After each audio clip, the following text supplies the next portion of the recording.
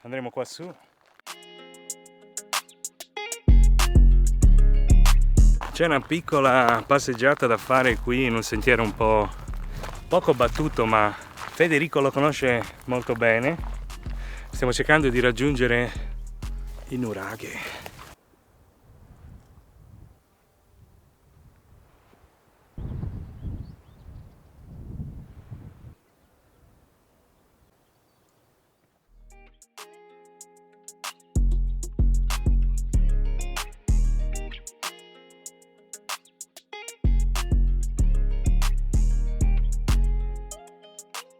È sicca.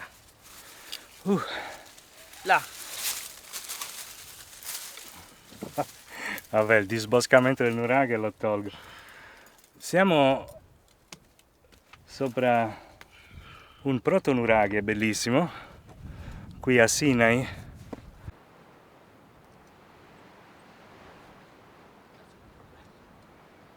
Me l'ha creato un falso. Non ti ho ripreso però. Ti riprendo? No. Siamo appena stati sul nuraghe lassù e ora qui giù c'è una tomba di giganti. Mi sei mancata, nenna.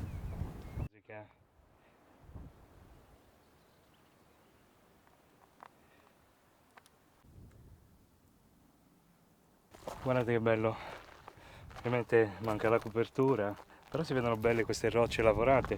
Qui forse qualcosa è stato aggiunto. Se andate in giro non aggiungete elementi alle cose che trovate, lasciatele come sono perché poi si crea confusione.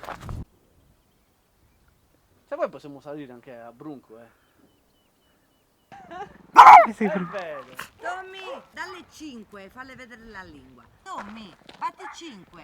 Ragazzi in musera. Tommy, no. No. Fatti 5. Fatti 5. Fatti 5. Dai, Tommy. Ma sei proprio bello. Ma sei proprio bello, Tommy. Fatto l'occhio.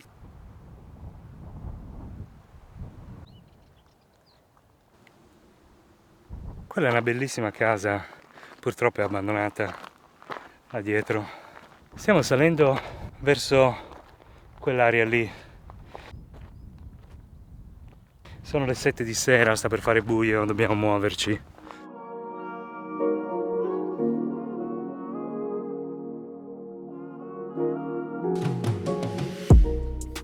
Wow! Siamo in questo sito archeologico Brunku Mugumu Sinai perché merita davvero uno sguardo, è bellissimo, sotto affiorano ancora alcuni resti di mura, di costruzioni e qui l'elemento più visibile è un tempietto a Megaron.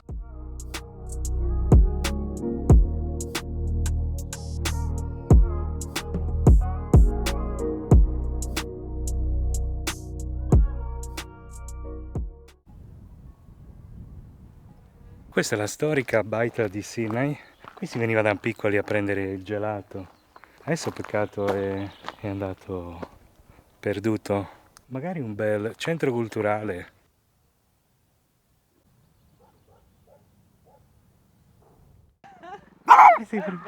Sei proprio bello, Tommy. Fatto l'occhio.